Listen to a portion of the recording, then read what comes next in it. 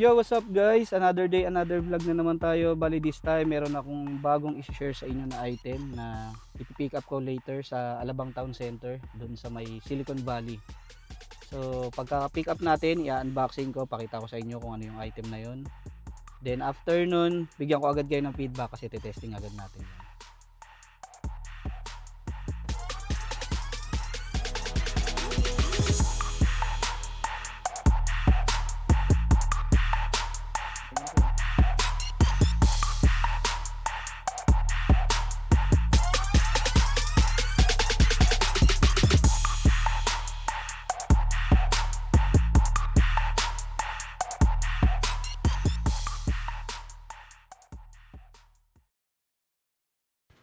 Okay guys, so bali nandito na tayo ngayon sa bahay. Tapos ito na yung mismong item na pinick up natin from Alabang Town Center sa may Silicon Valley.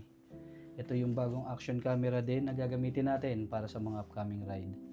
Ito yung Osmo Action 6 ng DJI. Tapos ang bundle na napili ko guys is Adventure Combo Bundle. Tapos kanina nakita nyo naman in-unboxing na to doon kasi galing pa to guys ng Silicon Valley North EDSA. Pinalalamove lang.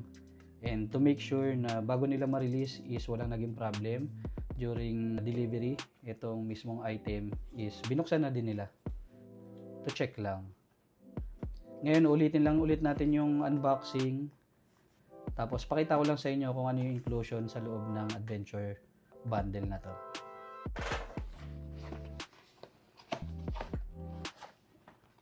Isang box para sa accessories. Tapos isang box para dun sa mismong unit. Tapos sa loob ng box, itong manual at saka yung sticker ng DJI. Tapos ito yung selfie stick. Hindi ko alam kung gaano kahaba to guys. Sa ganyan itsura niya. Tapos may thread din siya dito. Tapos ito yung mismong unit. Nakita ko na rin to guys. So buksan na rin muna natin. Unit na agad kasi nabuksan na naman to.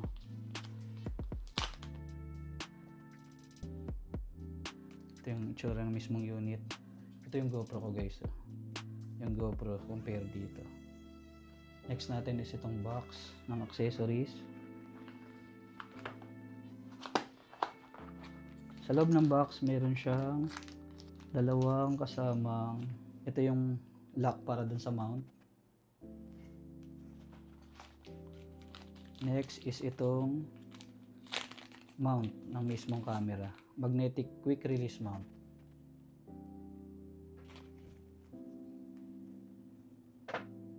Next is itong multifunctional battery case.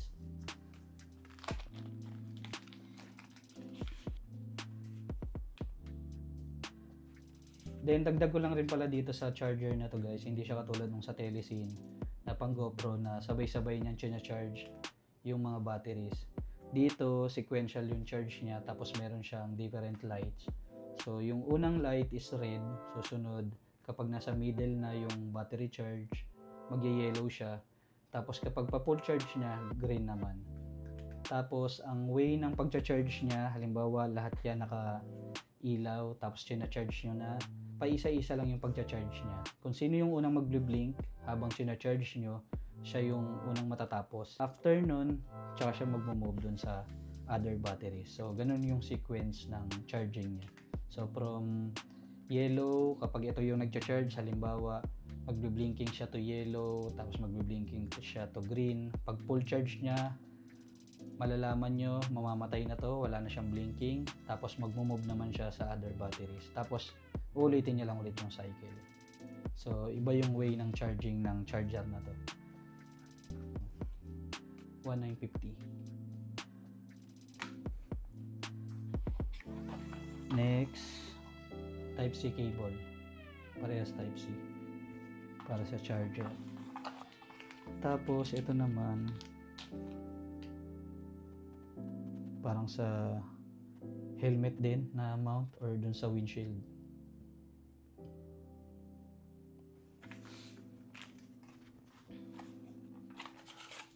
Wala na. So bali ito na lahat guys ng nasa loob ng box nitong adventure bundle. Ito na yung pinaka-inclusion niya. And actually, nakasulat naman yan dito. Pero yung other information, like itong mga quick release mount, wala. Hindi siya nakasulat dito sa harapan. Okay, hindi ko na masyado i-detalye pa to guys kasi napakaraming video na nito sa YouTube or sa other informative site. Tomorrow, testing natin to guys, tapos bigyan ko agad kayo ng feedback. Alright, so bali ngayon guys, gamit na natin yung bagong action camera na DJI Osmo Action 6. Tapos naka wireless mic na din tayo, which is yung DJI Mic Mini na nakakonekta na dito sa mismong camera. Tapos hindi na tayo gumamit ng receiver, unlike doon sa GoPro na ginagamitan pa natin ng external mic at saka receiver. Dito rekta na kasi parehas naman silang DJI, kaya compatible na din agad.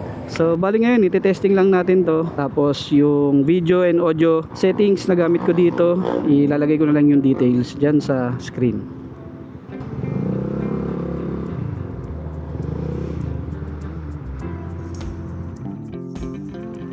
Dito na lang natin to iti-testing.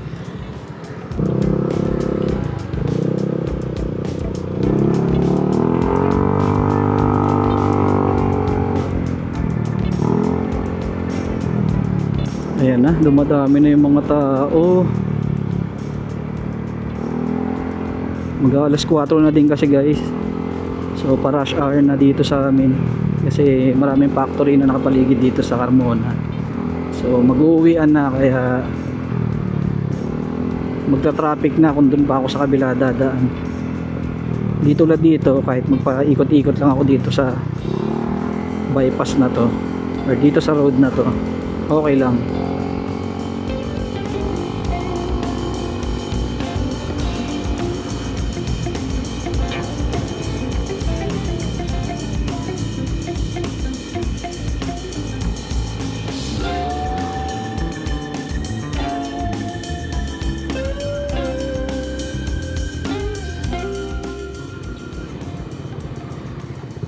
Alright, suminto lang tayo guys. Nagpalit tayo ng preset. So kung kanina naka normal tayo na filter or yung walang filter ang gamit natin, ito naman nakadilag tayo.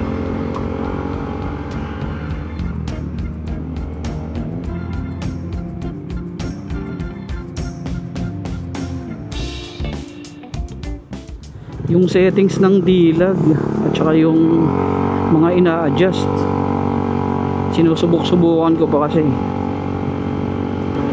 nung nagamit ko to last time, hindi ko alam yung settings ko ata is for ND filter. Kaso hindi naman ako mahilig gumamit ng ND filter guys.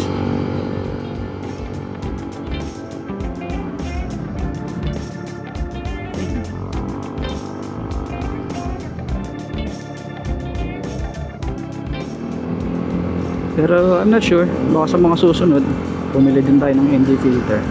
Pero siguro ang uunahin ko dito yung wide lens, kung merong wide lens ang DJI. Mas gusto ko kasi guys yung malaki yung field of view or malawak yung field of view, at the same time hindi siya distorted, hindi siya nagpe-fish eye. Gusto ko kasi guys kapag nakikita yung cockpit nitong motor ko, itong cockpit na to, pwede naman siyang madali sa ultra wide, kaso ang problema para sa akin medyo nai-intimidate ako dito sa may side mirror at saka dito sa part na to, kasi para siyang humahaba, lumalapad, unlike sa kapag meron kang gamit na wide lens, hindi siya distorted, malayo lang yung itsura, lumalayo lang yung pinaka harapan, pero hindi naman siya distorted. At the same time, lumalawak din yung nakikita dito sa harapan. Kaya mas preferred ko talaga ang wide lens compare sa ND filter. Pero let's see kung ano yung mga mabibili natin sa susunod.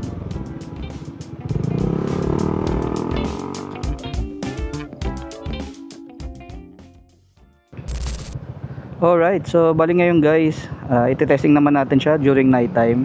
Katulad ng Insta360 X5, meron din to guys na night mode. Bali ngayon susubukan lang natin yung low light performance niya. Tapos regarding naman sa preset na gamit ko rito, i-display ko na lang ulit sa screen. So yun, hindi na natin patatagalin pa. Testing na natin yung camera.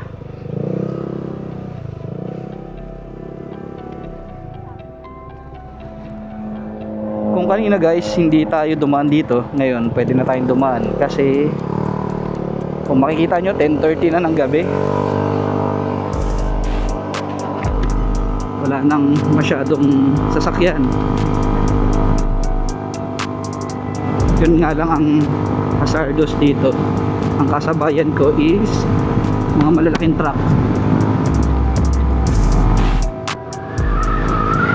Ang lakas ng hangin, oh. Hindi ko alam kung naririnig nyo yung pagsipon. Sarado ko muna, nakakapuwing.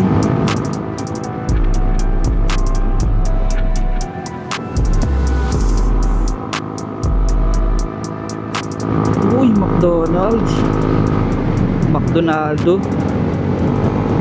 Pero kakakain ko lang. Okay, I'm fine, I'm good.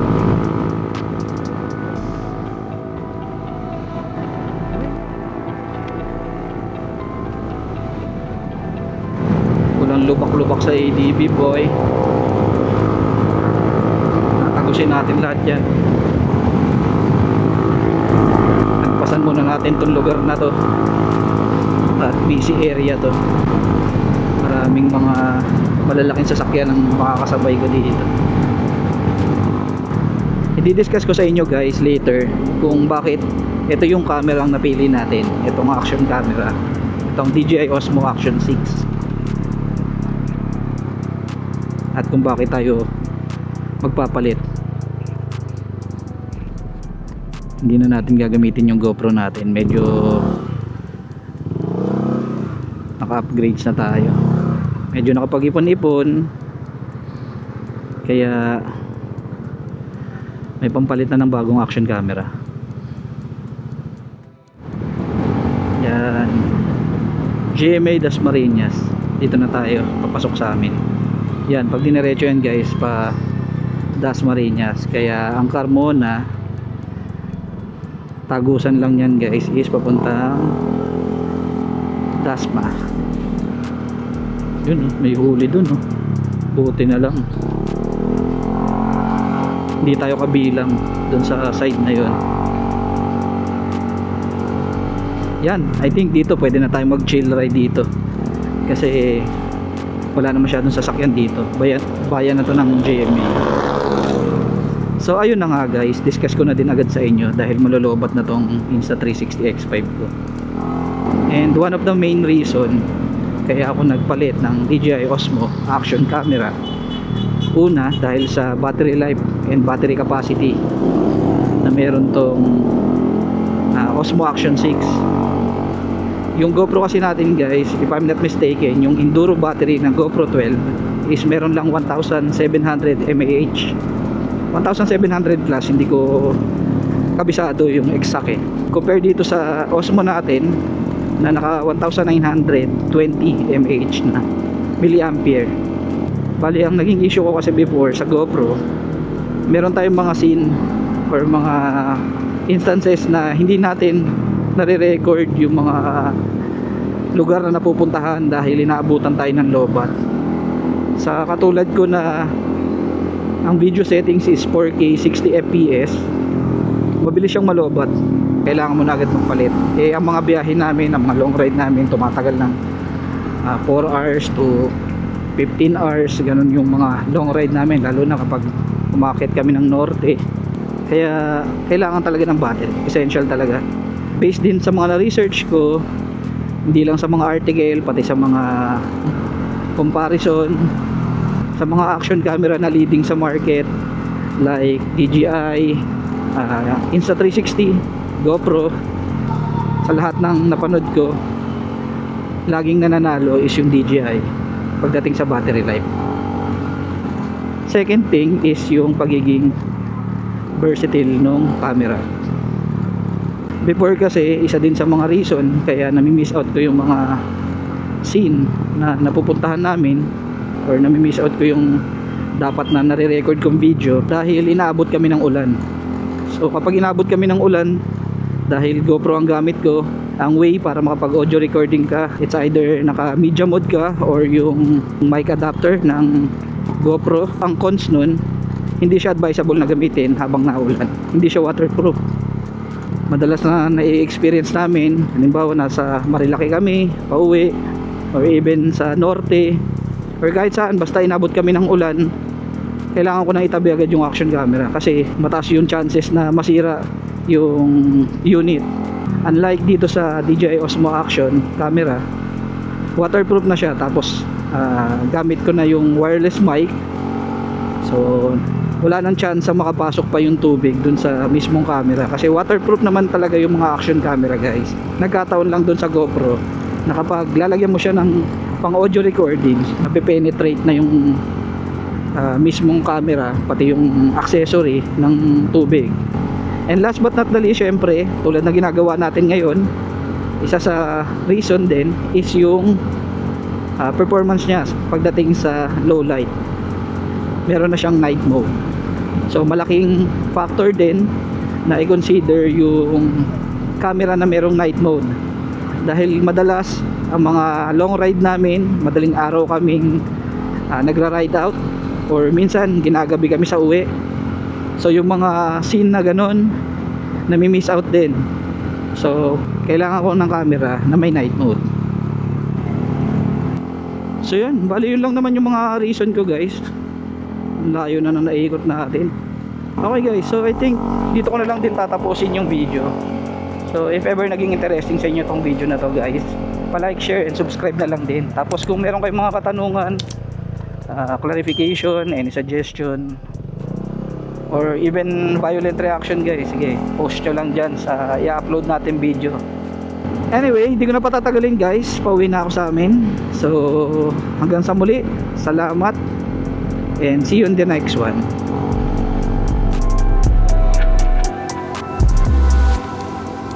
Uy, taas ng ilaw.